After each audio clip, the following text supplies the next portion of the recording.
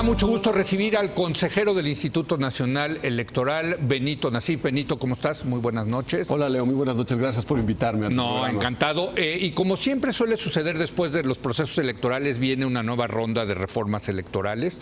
Ha sido la característica en nuestro país, ¿no? Sí, es cíclico, sabemos. Y además es conveniente que así ocurra, puesto que las elecciones, sobre todo las presidenciales, pero no únicamente las presidenciales, también las de gobernador, que son las que suelen ser más atractivas para los votantes, dejan experiencias y a partir de esas experiencias creo que se deben revisar las reglas del juego.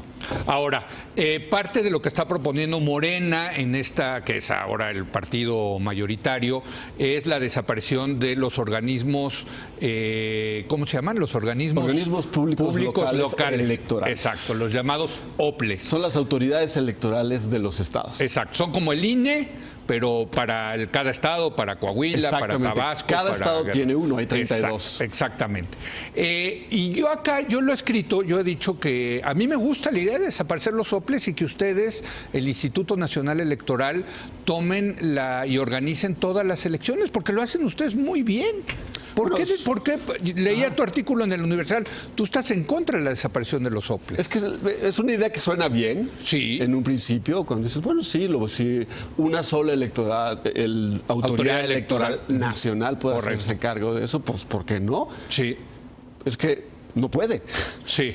Tendríamos que tener otro tipo de elecciones. Habría que cambiar demasiadas cosas y necesitas una autoridad electoral nacional. 16,000 empleados y organiza. Necesitaríamos tener más empleados. No te lo puedo creer. 16,000 empleados no pueden organizar una elección al año. La mayor parte de esos empleados hacen una cosa muy concreta. La credencial. La credencial para votar. Están en los módulos de atención ciudadana, recibiendo a la gente, revisando sus papeles y luego volviéndola a atender cuando la va a recoger. Ahora, tienes muchos empleados. Tenemos que por cierto, prácticamente el año que entra pues hay 2 elecciones mínimas en Coahuila y en el Hidalgo, muy chiquitas. O sea, la gran elección que viene es la del 2021, que es la federal, se renueva la Cámara de Diputados en su totalidad y creo que son 13 gubernaturas, si no mal recuerdo. ¿A poco con 16,000 empleados no puede el INE empezar desde ahorita a organizar la elección del 2021, Benito? A menos que las elecciones se hagan por completo de otra manera, no. Esta es la respuesta. ¿Y entonces de qué manera se tendría que hacer? Podríamos ir a acercarnos, por ejemplo, al voto electrónico. Correcto. Introducir muchísima tecnología. Una de las cosas que me preocupa, por ejemplo, de desaparecer los OPLES, es que hay muchos mecanismos de participación ciudadana locales que varían mucho de un estado a otro. ¿Sí? ¿Consultas populares, dices tú? ¿O cómo? Todos tienen consultas populares, también hay consultas populares para el caso del gobierno federal. Así es. Pero los OPLES, además de consultas populares, tienen plebiscitos, tienen referéndums, tienen modalidades como usos y costumbres, elección de autoridades submunicipales. Por eso, pero ustedes hay una enorme variedad. Pero ustedes también tienen esa capacidad regional. Digamos, en Oaxaca tienen no sé cuántos empleados y esos empleados entienden perfectamente las características del estado de Oaxaca, lo mismo en Baja California. En fin, no le das el beneficio de la duda de que ustedes podrían organizar esas elecciones, Benito. A menos que cambien muchas cosas, no. Por ejemplo, la concurrencia de las elecciones. Sí. Que el INE simultáneamente haga un PREP para las elecciones de presidente de la República, senadores, diputados y al mismo tiempo... Gobernadores, presidentes municipales, sí. Nunca lo hemos hecho. Y la parte del PREP, del programa de resultados preliminares, compleja, realmente es todo el sistema de acopio y transmisión de datos el día de la jornada electoral. Eso lo hacen los OPLES. Los cómputos distritales y municipales en los estados, nosotros operamos con 300 consejos distritales y 32 consejos estatales. Los OPLES tienen por disposición legal, los cómputos de las elecciones se hacen en los municipios donde se celebran esas elecciones y tienes que instalar consejos municipales para la recepción distribución de los paquetes electorales, la apertura de estos paquetes, el recuento de los votos, etcétera. Son estructuras completamente diferentes. Creo que hay mejores alternativas que eso para abaratar los costos, Leo. Ahorita entramos a eso, pero yo quiero insistir en el tema de los soples, porque me gusta lo que tú dices. Ok, podrían desaparecer los soples, pero tenemos que organizar unas elecciones distintas. Exactamente. Urna electrónica es una opción, y ya he escuchado a muchos de ustedes que empiezan a hablar de urna electrónica. Desde luego, seguimos votando como en el siglo XIX, con papel y crayón, ¿no? En pleno siglo XXI. ¿Está listo el país para la urna electrónica? Que por cierto se usa en India, en Brasil, en Haití. No es que lo usen los suecos y los finlandeses, lo usan países incluso con menos recursos económicos que México. Es curioso, sí, que en países con democracias consolidadas, en países desarrollados, la experiencia con la votación electrónica no ha sido tan exitosa. Sí. ¿Sí? Y han sido más cautelosos en introducir tecnología y cambiar la forma en que la gente vota. Correcto. Otros países menos desarrollados, democracias menos antiguas como Brasil, por ejemplo, sí, lo han conseguido y muy bien, de manera muy exitosa. Muy bien. Así y es. si los brasileños pueden, ¿por qué? Yo no sé si envidio tanto ¿no? sus urnas como la confianza que ellos tienen en su sistema, ¿no? Sí. Ahora, adoptarlo no es sencillo. La transición, cambiar la experiencia de votante, la transición hacia la urna electrónica, que yo creo que eventualmente se va a dar. Pues sí, bueno, desde luego. Requiere tiempo. Sí. Y yo creo que requiere de ir introduciéndolo paulatinamente en elecciones locales. Pero a ver, ¿estarías dispuesto a decir, ok, que desaparezcan los soples si entra la urna electrónica? Con un régimen a lo mejor de gradualidad y de transición, pero ahí sí estarías de acuerdo, ¿podrían desaparecer ahí sí los soples? Tienen que cambiar otras cosas, además de eso, para una... Sí. Es un poco raro sería un poco raro en nuestro sistema que tengas una autoridad nacional. Sí. Recibiendo recursos federales, como es el INE, sí, que tenga que poner en práctica y aplicar legislación electoral de los estados. ¿Sí?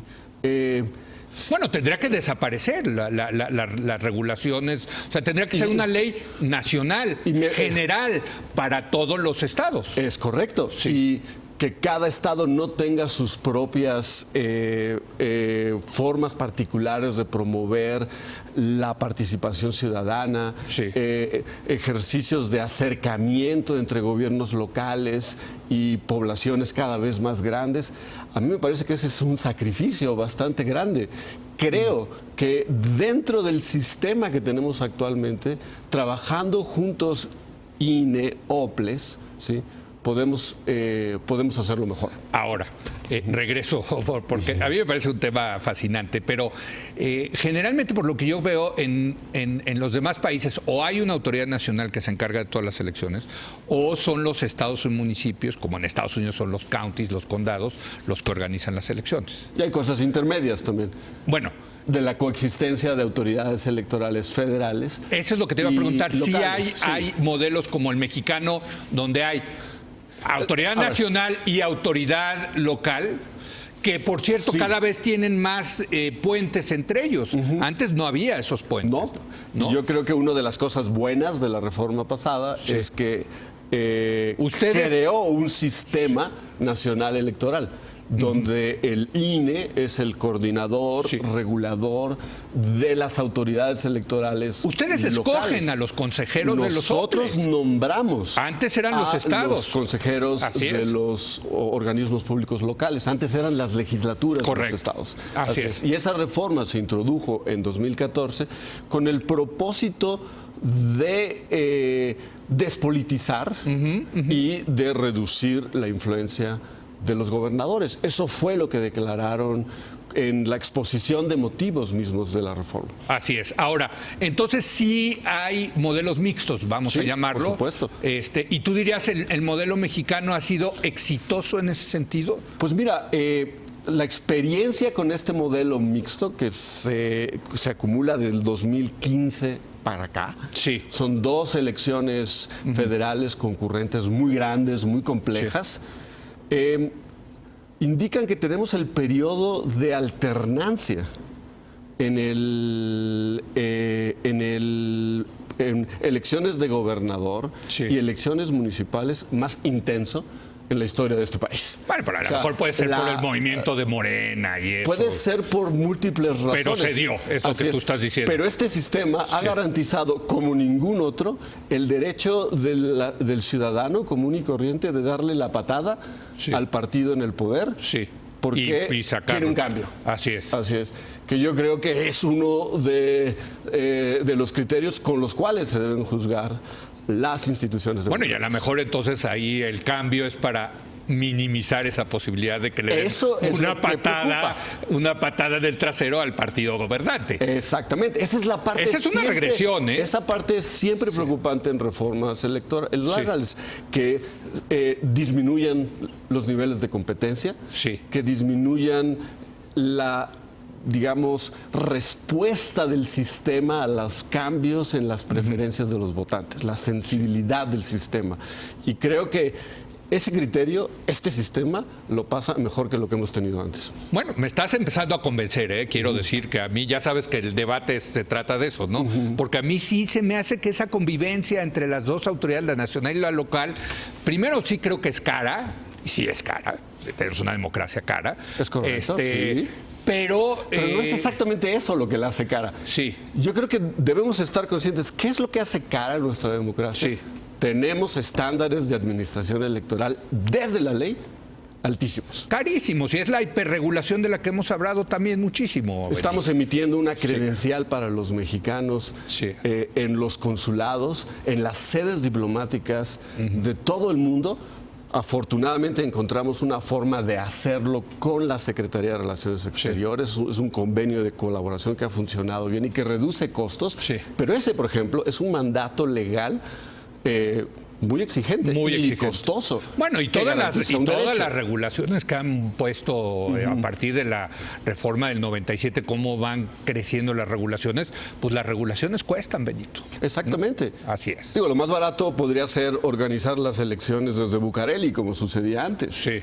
Pero yo creo que nadie quiere volver a eso. Pues parecer que sí, porque la otra cosa que trae, por lo menos Pablo Gómez, que sabe mucho del tema electoral, ha estado muchos años. Fue representante de... Bueno, quiere desaparecer el Consejo General del Instituto, que es el órgano, desde luego, político del Instituto, ¿no? Y quiere dejarlo como una parte administrativa. No, al final del día, el Instituto Nacional Electoral es un órgano político del Estado. ¿Estamos de acuerdo, Benito? Es un órgano constitucional autónomo. Y político, claro. Esa es una solución que se construyó históricamente en este país. Y que ha funcionado, como tú has dicho. Y es parte de nuestra historia de transición de un sistema de partido único, hegemónico, donde realmente no había opciones en las urnas, al sistema competitivo, altamente competitivo que tenemos hoy en día. Así es. Ahora, entonces, esta idea de desaparecer el Consejo General del INE, ¿no te gusta? Bueno, desde luego que no, porque ¿qué pones en su lugar? Bueno, él lo que dice es que se queden las juntas administrativas. No podemos que la Cámara de Diputados elija a los de las juntas administrativas. Imagínate lo que sería eso, politizar las juntas, ¿no? Exactamente, y que el partido que tiene la mayoría en la Cámara de Diputados, claro, que es Morena, controle al aparato electoral. Así es. Así es. No podemos empezar a reformar nuestro sistema partiendo desde cero, como si hubiésemos nacido el día de ayer. Tenemos una historia, hemos aprendido en esa historia, hemos construido instituciones para resolver los problemas. Bueno, pero ya sabes que la 4T... Y tenemos que reformarlas, no tirarlas por la borda y empezar de nuevo. Bueno, pero esa ha sido la característica de la 4T. Yo sé que tú no puedes ser muy, tienes que ser muy cuidadoso con lo que dices al respecto, pero ha sido la 4T, dice, pues a la basura y vamos a reinventarlos. Pero ese no es el tema. El tema, el Consejo General del Instituto Nacional Electoral, efectivamente pasó de 9 consejeros a 11. Yo creo que no se ganó nada, creo que es aparte la partidocracia para meter más consejeros ahí al INE. Sí podría haber una reforma para bajar el número de consejeros, aunque te ahorrarías muy poquito, la verdad, ¿no? Pero sí podría ser una buena señal bajarlo otra vez a 9 o incluso a 7. Creo que el Consejo podría funcionar, ¿o no? Pues todo el sistema de comisiones que se ha construido a partir de la existencia de 9 consejeros, difícilmente... Ahora son 11, ¿no? Perdón, de 9, si de 11, somos hoy en día 11, éramos 9 antes. Sí. Todo el sistema de comisiones difícilmente funcionaría con 7. Y te lo digo por experiencia, porque yo he estado en un consejo que por accidente se redujo a 4. Claro, porque no los nombraban, ¿no? Exactamente, porque la Cámara no se ponía de acuerdo para nombrar a los consejeros que ya se habían ido. Correcto. Y hubo un periodo largo donde se redujo. Excepcionalmente puedes operar así. Sí. Pero no es lo ideal. Pero no es lo ideal. ¿Cuál es el número ideal? ¿Podría bajar a 9?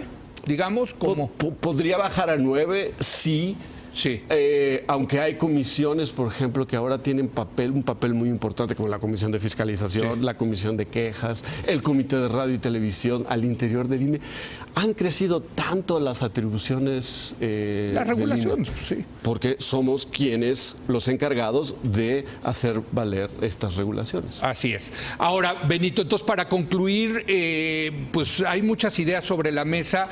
Al final del día, y esto es muy importante, el partido mayoritario puede querer misa, pero las reformas electorales en México se ha hecho atendiendo las propuestas de las minorías, no de las mayorías. Es correcto. Sí. ¿No? Y esa es otra gran lección. Y yo he estado muy en contra de muchas de esas reformas, ¿eh? Del 2007 me pareció aberrante. Sí, recuerdo, fuiste muy crítico. Muy crítico, y la sigo siendo, esto de la regulación, en fin, de los medios de comunicación, etcétera, ¿no? Pero pues aquí vamos a ver la verdadera, me parece, compromiso de Morena con la democracia, si va a escuchar a las minorías. Es correcto.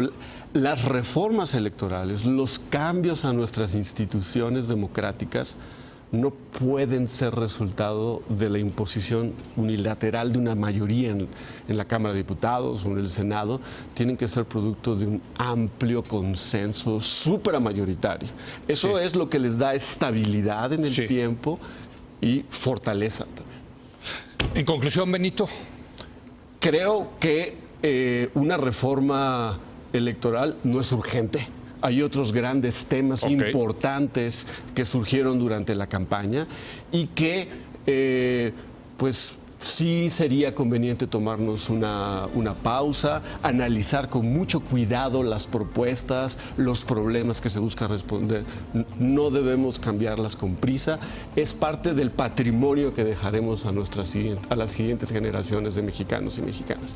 Gracias, Benito Nasif. Gracias a Benito. Ya medio me convenció, tengo que decir, pero lo tengo que pensar más. Vamos a hacer una breve pausa y ahora vamos a estar con Andrea Paula González Cornejo para seguir platicando de la crisis de migrantes en las ciudades fronterizas de nuestro país. Regresamos en un momento más.